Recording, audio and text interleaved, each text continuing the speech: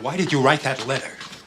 You know why. We've been through it. You want to destroy my life and my family? I wanted to know the kind of man she's married to. First. You told me over and over again you'd leave Miriam. We made plans. I didn't. You did. I gave up things for you, business opportunities. Dreams. And there were other men who wanted me. What do you want from me? You think this was an easy decision? I want what you told me you wanted. To be together. Otherwise, I don't know what I'll do, Judah. I'll jump out the window, I swear. You've been my whole life for 2 years. I can't go back to the way things were. I was at a low point when I met you. You turned everything around. I never said I'd leave Miriam. That's wishful thinking on your part. The immortal words of the late, great Penny Hill. Good evening, viewers. Good evening, all. Welcome to another episode of What's New with Stu, a movie review. I'm your host, Dave Stewart. And in this episode, we're going to talk about my first Woody Allen film that I've ever discussed. And one of my favorite of these type of Woody Allen movies was the 1989 movie Crimes and Misdemeanors. Jesus, doesn't anybody know how to write funny anymore? I mean, what am I supposed to do? Am I supposed to write everything myself? Write it myself, direct it myself, produce it myself? These people are looking for something funny in their lives. They're not getting anything funny. You're giving them straight lines. Their lives are straight lines already. They're waiting for something funny. E sentiamo con la creazione della nostra volontà attesa dello spasimo della vittoria.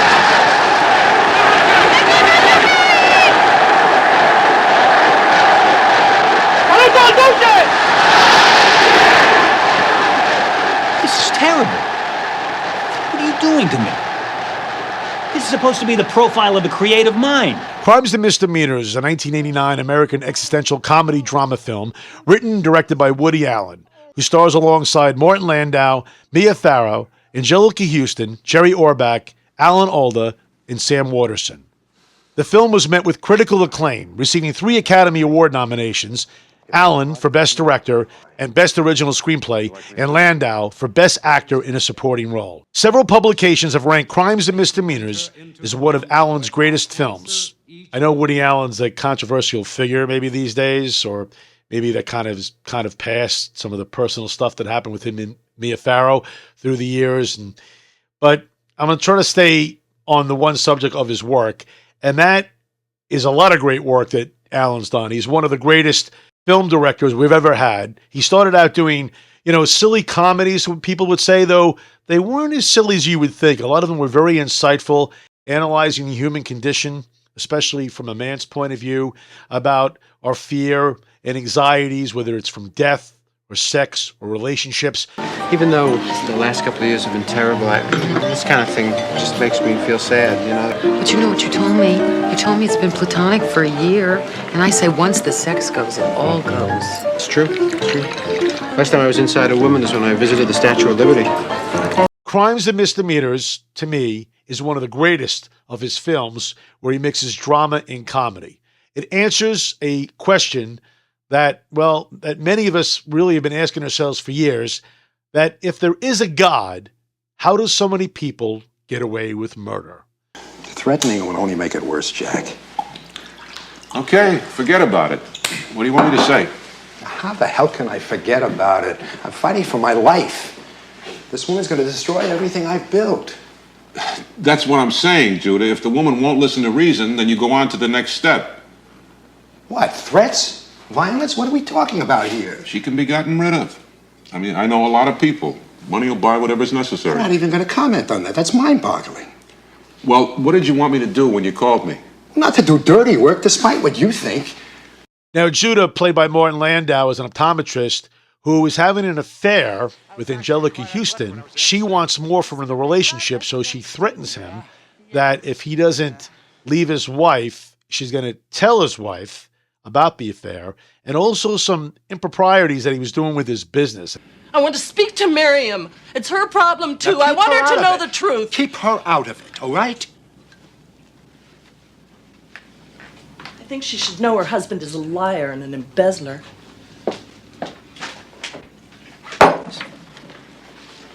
Don't you dare call me an embezzler. He starts contemplating his options. His brother, I guess, is a gangster, works for the mob, and they don't really talk much, but they come up with maybe a solution to his problems. What will they do? What'll they do? They'll handle it. I can't believe I'm talking about a human being, Jack. She's not an insect. You don't just step on her. You never like to get your hands dirty. But apparently this woman is for real, and this thing isn't just gonna go away. I can't do it. I can't think that way. While this is going on with Landau's character, there's another character. Woody Allen is kind of a independent filmmaker. He makes maybe documentaries, small films, and he's in an unhappy marriage.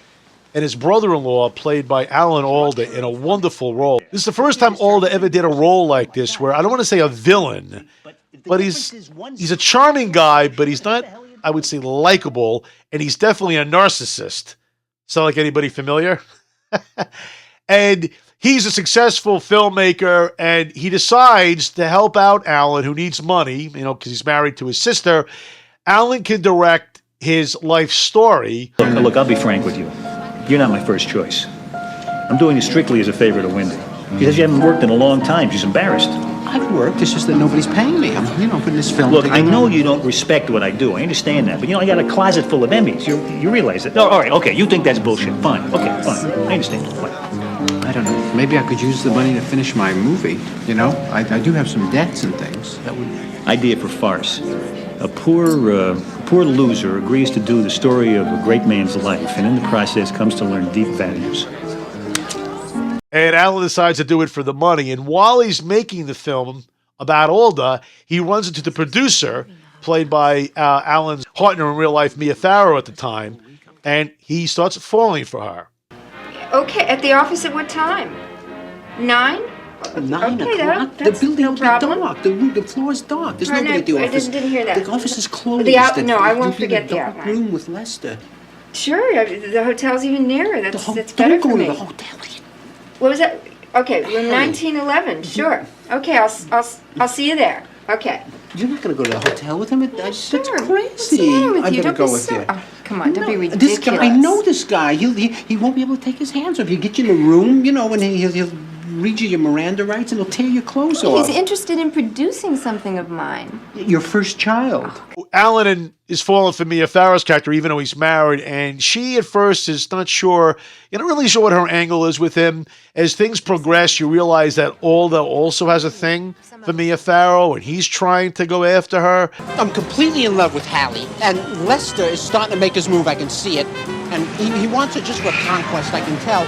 It's so shallow, and I'm crazy about her. And how can I compete with the guy? Because he's rich, and he's famous, he's successful. Oh, come on, he's no competition for you. God bless you for saying that, sweetheart, really. But you'll find as you go through life that great depth and smoldering sensuality does not always win, I'm sorry to say. And meanwhile, while all this is going on, we're bouncing back and forth with the Martin Landau character, which is really, of course, the key here. It's crimes and misdemeanors. Martin Landau's story is the crime, and the Woody Allen part of the movie is the misdemeanor. There is a murder. Landau decides that, well, he's got to take his lover out. I just wanted you to know everything came out fine. It's over and done with, no problems, so you can forget about it. I'm in shock, Jack. Go on back to your life and put it behind you. God have mercy on us, Jack. But once she's taken out, now he has the guilt. Now he's like, what have I done? Even though he didn't actually kill her, he hired his brother to get someone to kill her. And he goes to the apartment to get some stuff. He made some incriminating evidence that might be left behind of their relationship. And he starts pondering what I find is some of the more interesting themes of the film, where he starts questioning what he's done. And he looks back on the relationship with his father and growing up in a Jewish household where his father was a deeply devoted man who believed in God, and some of the other relatives, like his aunt, did not. In what is one of the best scenes in the film. You're afraid if you don't obey the rules, God's going to punish you? He won't punish me, May. He punishes the wicked. Oh, who? Like Hitler? May, how do you say that? 6 million Jews burned to death and they got away with it. What are you saying, May? There's no morality anywhere in the whole world. Listen, for those who want morality, there's morality. Sal's kind of faith is a gift. He believes, and you can use logic on him all day long, and he still believes. Must everything be logical? And if a man commits a crime, if he kills, then one way or another he will be punished. Now, whether it's the Old Testament or Shakespeare, murder will out. who said anything about murder? You did. Did I? When I saw that scene, I could really got to me because I was going through a time in my life too where I was thinking about, if there's a God, why are there so many bad things happening in the world, especially to good people? Why did the Nazis get away with killing 6 million people? Why didn't God do something? I mean, eventually, of course, we won the war. But like his aunt said, it was because we won it. I mean, not anything that God did. And you wonder about all the things and terrible things that happen in life. You read about terrible things in the story, especially good people, hardworking people that never hurt a soul. And these terrible things happen to them. And you have other people that rob, commit adultery, and kill even. And they're still living life on the hog, no problems. And I just thought what Allen was trying to do here was very, very interesting. So while this is going on, while the guilt is starting to really eat away at the Martin Landau character. Jack, I had to fight an urge just to make a clean breast of it to the police. I want this off my mind. Listen to me, Judah. I'm in this with you. I helped you out, and I don't want to go to jail for it. Now, you get these ideas about confessing, and you may not care whether you drag me down with you, but I'm telling you right now, I'm not going to let that happen. Now, all of a sudden, you get this urge to confess? The time to confess was to Miriam about your mistress, not about this. Basically, Allen realizes that Mia Farrow's character says she has to go away.